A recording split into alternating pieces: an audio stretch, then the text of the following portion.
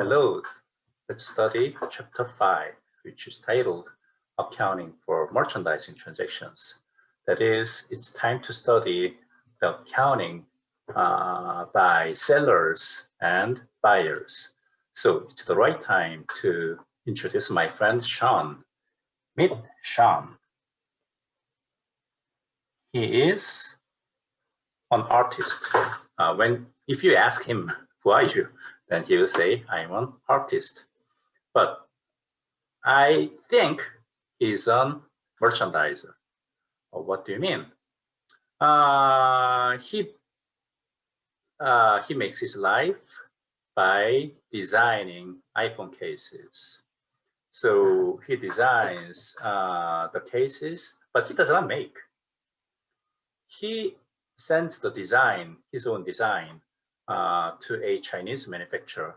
I'm not sure what's the Chinese manufacturer's name, but let's name the manufacturer as Chen. So basically, he makes an order to Chen of iPhone cases,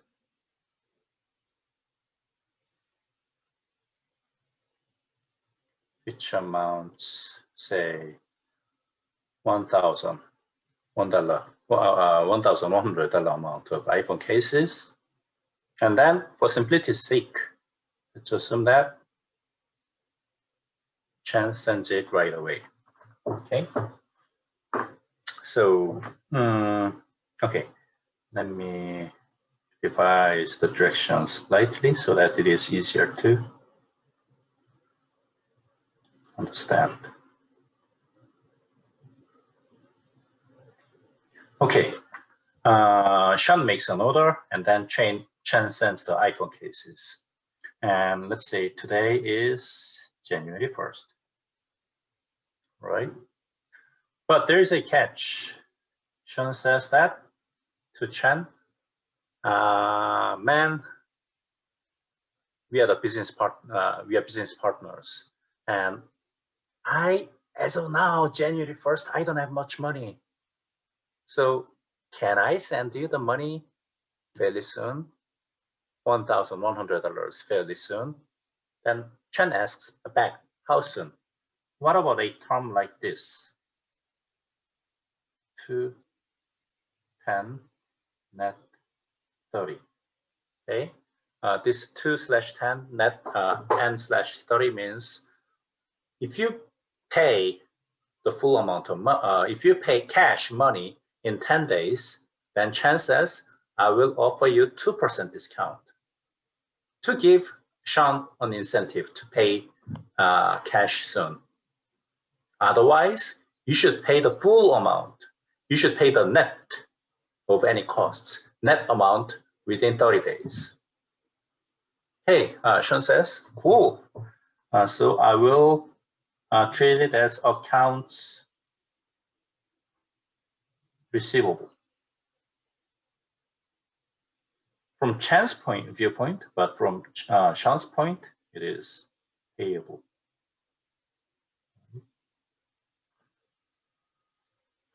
Okay, in such a case, what are the journal entries? Okay, that's today's topic. And for now, we will pay attention to Sean first. Okay, before talking about journal entries, one of the critical issues when it comes to this kind of merchandising transactions is who pays the freight fee? Like Sean is, again, he is selling iPhone cases in the New York City, and say Chen is stationed in Hong Kong. Then from Hong Kong to New York, the transportation from through Pacific, who pays the freight fee is another key issue. And there can be two possibilities which are written.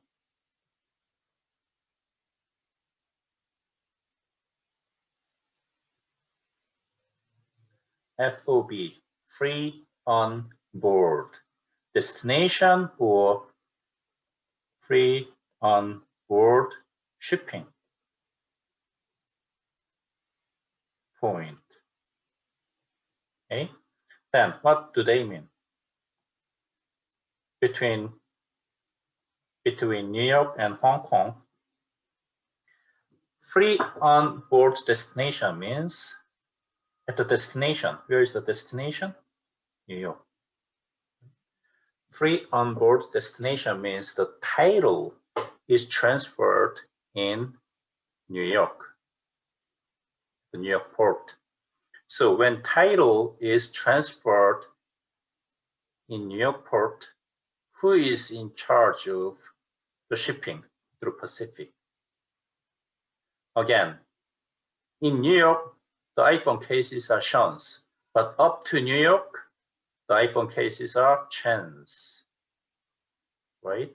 So free on board destination means Chen is responsible for the freight, and he pays or she pays the freight cost.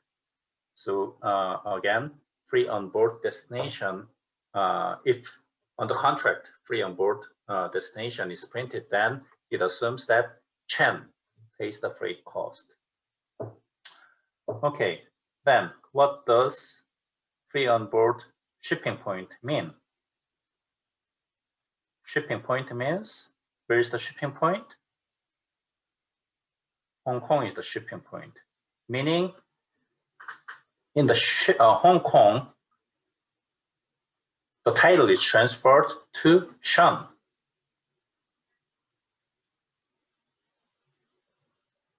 From Chen, meaning Sean is responsible for the shipping and the freight cost.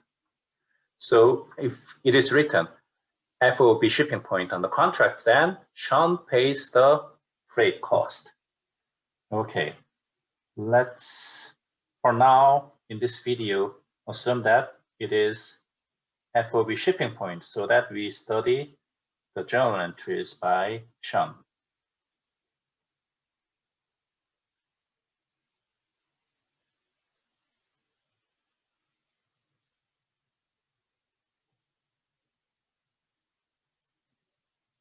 Okay, then what are journal entries by Sean?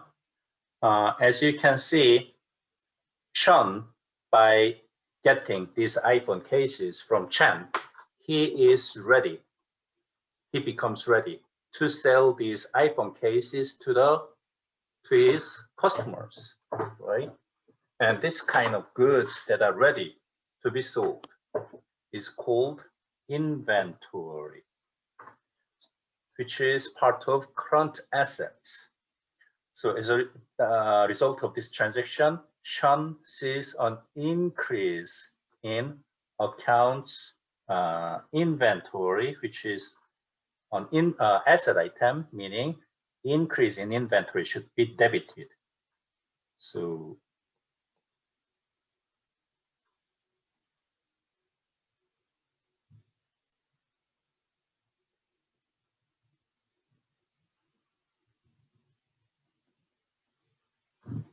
but also, he didn't pay cash. He owes that 1,100 to Chen, the supplier. This kind of, which means liability is increasing, and this kind of liability is called accounts payable.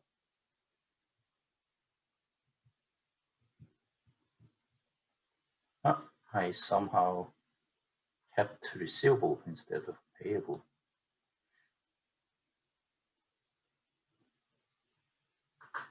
And let's assume that the shipping is immediate, which is not possible, but let's just assume it.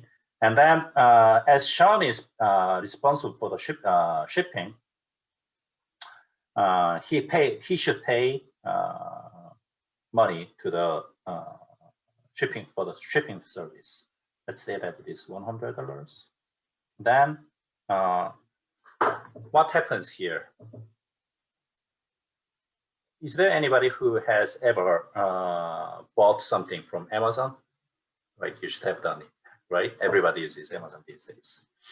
Okay, what do you see in Amazon when, for example, you try to buy, I don't know, a bulb? at $5, right? There is a seller who tries to sell a bulb at $5, and there is another seller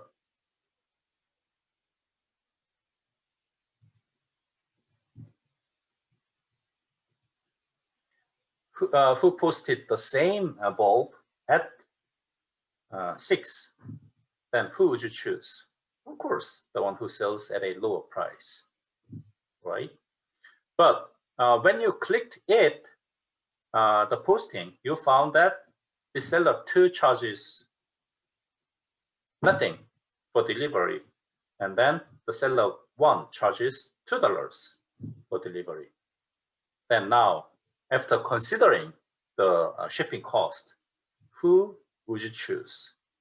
You will choose the seller because the total cost on your side is 6.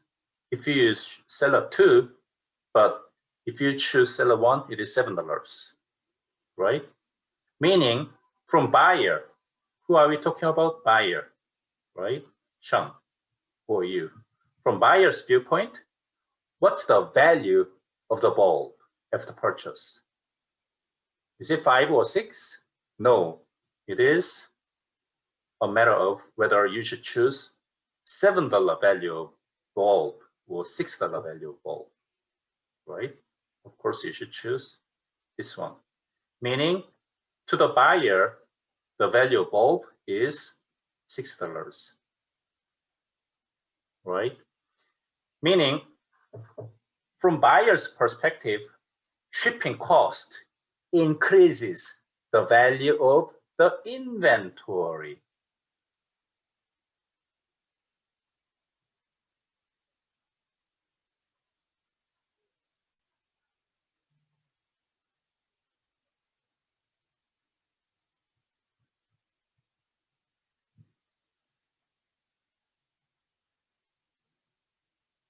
And let's assume that Sean pays $100 as the shipping cost by cash. Okay, this is what happened on the January 1st. And then he opened the box and then found, oh man, $100 value of iPhone cases are defective. Unfortunate, but he just decides to return back to Chen. Then what do? He decides to return back $100 value amount of inventory, which means his debt reduces by that amount, 100. So what he needs to do is just flipping this record.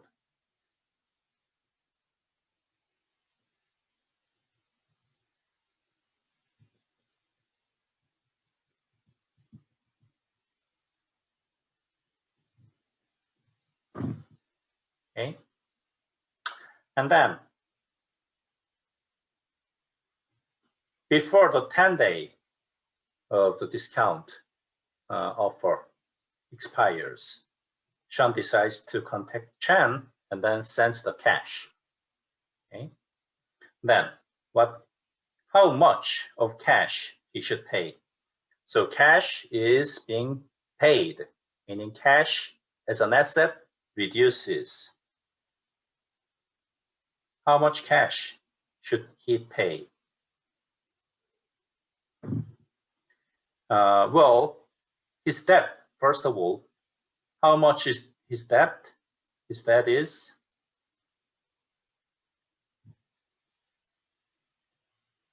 accounts payable was 1,100, and then it is reduced by 100 immediately. So his debt to be reduced is $1,000, right? His debt should be reduced, meaning his debt should be debited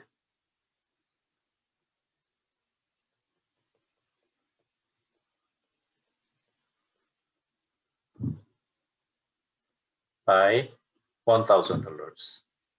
Then out of $1,000, how much does Sean, pay to Chen?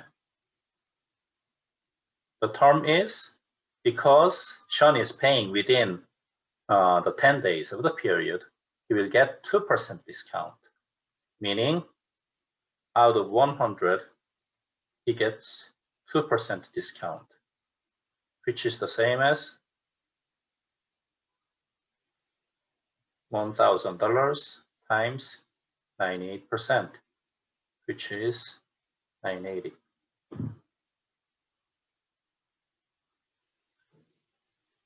Then what happens? We see that the debit total is $1,000 while credit total is $20 less. What we saw so far is debit side total should be the same as credit side total, but we are seeing they are different, meaning there should be something 20 on the credit side. What should be the title of that? So going back to the Amazon case, what do you see usually in Amazon? Usually you see a price of something is, in our previous case, of the price of the bulb was like $6, right? But did you pay attention much about what they print? In Amazon, the postings are usually, its original price is $10, but we are offering 40% discount and you can buy it at $6. That's what they usually say, okay? Meaning you didn't pay attention to the $10 original price, right? To you, the value is not $10, which the number which the seller argues. But to you, as a buyer, the bulb's value is, if purchased, the bulb's value is not $10, but it is $6, right? The amount that you pay is the value of your inventory. This discount, 2% discount, decreases the value of inventory for Sean. The reduction in value of inventory as an asset should be credited. So it becomes credit side inventory 20. Of course, if he pays the transaction on cash on, say, April 31st, which is way past the 10 days of the discount period, then he will not enjoy this 2% discount, and the transaction, the journal entries would be straightforward. If he pays, say, to make it crystal clear, 29th, within 30 days, then his journal entries would be accounts payable, $1,000, and cash, $1,000, right? But we assume that he uses that discount offer, so this was not the case. Okay. So we've seen the accounting record keeping of from the Sean's buyer's viewpoint. In the next video, we will talk about Chen's records for this merchandising transaction, right? And see you there.